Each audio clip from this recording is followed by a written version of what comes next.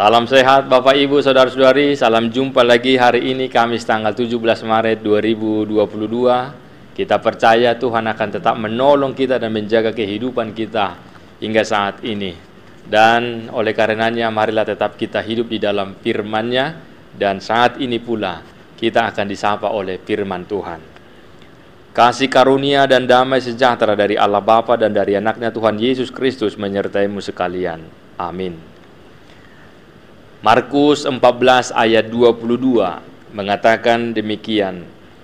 Dan ketika Yesus dan murid-muridnya sedang makan, Yesus mengambil roti, mengucap berkat, memecah-mecahkannya, lalu memberikannya kepada mereka dan berkata, "Ambillah, inilah tubuhku."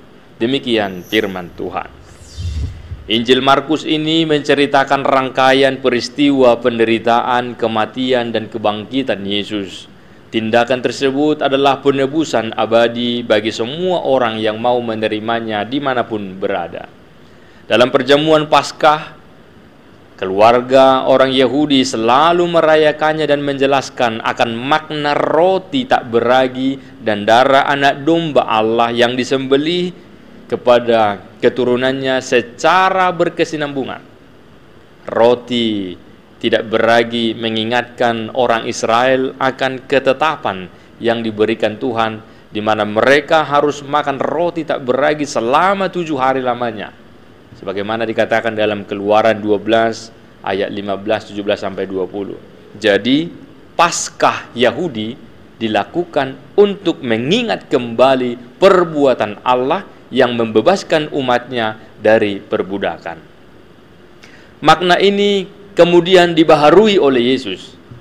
Pada malam tak kala Yesus hendak diserahkan melalui persekongkolan Yudas Iskariot dengan pemimpin Yahudi di Yerusalem dengan imbalan 30 keping perak, Yesus mengadakan perjamuan Paskah bersama murid-muridnya. Dalam perjamuan itu, Yesus memberitahukan bahwa dari antara mereka akan ada yang menyerahkan Dia. Ia memecah-mecahkan roti dan menuangkan anggur, lalu memberikannya kepada murid-muridnya. Hal itu menyatakan pesan bahwa tubuh dan darah Yesus akan dikorbankan, diremukkan sebagaimana orang Yahudi mengorbankan domba Paskah. Pengorbanan yang dilakukan itu akan membawa pembebasan bagi setiap manusia yang percaya. Pengorbanan yang dilakukan itu akan membawa pembebasan bagi setiap manusia yang percaya. Pengorbanan ini bukan hanya soal fisik sebagaimana yang dialami oleh orang Yahudi dahulu, bebas dari pembebasan pembuangan, tetapi pengorbanan Yesus akan membebaskan manusia dari perbudakan dosa. Perjamuan itu menjadi pendahuluan dari kedatangan kerajaan Allah yang akan dinyatakan secara penuh pada akhir zaman. Hal itu kita ketahui ketika Yesus mengatakan bahwa Dia tidak akan mengadakan perjamuan lagi bersama murid-muridnya. Mari saudara-saudari, dalam minggu Pasion ini kita hendaknya semakin meresapi arti pengorbanan Yesus. Periksalah hatimu dan jangan lupa bersyukur. Oleh sebab hanya karena Yesus kita menjadi orang merdeka. Sekaligus persiapkanlah hatimu untuk menyambut kedatangan Kristus yang kedua kali. Oleh sebab itu, sepanjang hidup kiranya kita senantiasa mengenang cinta kasih Yesus melalui peringatan akan kematian dan pengorbanan Yesus yang telah memberikan nyawanya untuk keselamatan kita. Amin.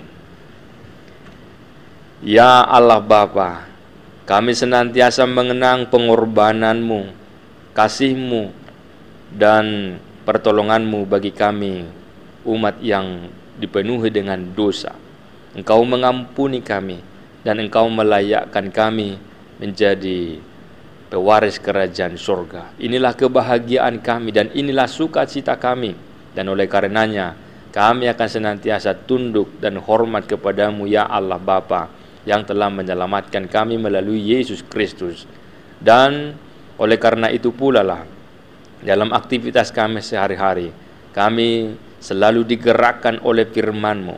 Kami senantiasa hidup di dalam anugerah-Mu, dan kami pun berbuat, bertindak, berbicara, dan bekerja seturut dengan apa yang Engkau kehendaki, sebab itu semua terjadi adalah karena anugerah-Mu.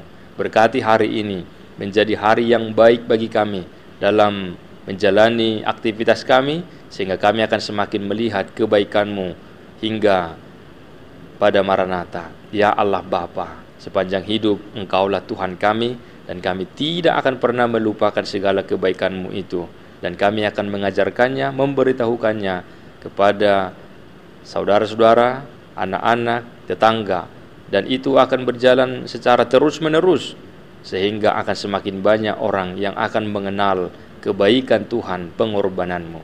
Dimuliakanlah nama-Mu dalam nama Yesus. Amin. Salam sehat Bapak Ibu Saudara-saudara, tetaplah ikuti protokol kesehatan. Salam.